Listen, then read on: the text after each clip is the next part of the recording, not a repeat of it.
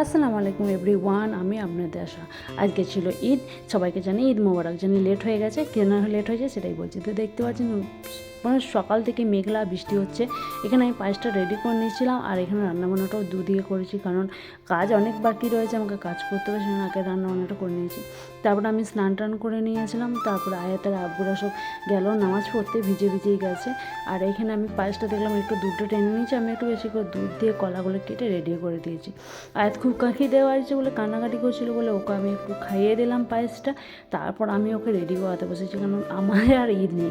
আগে ছোটোতে আমরা ঈদ রেডি হয়ে বসে থাকতাম, এখন আমার মেয়ে ঈদ মানে আমারই ঈদ হচ্ছে।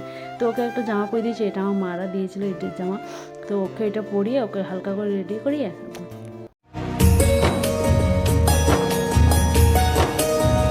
ये नूर नूर सहर बरकतों भरे इफ्तार, ये रहमतों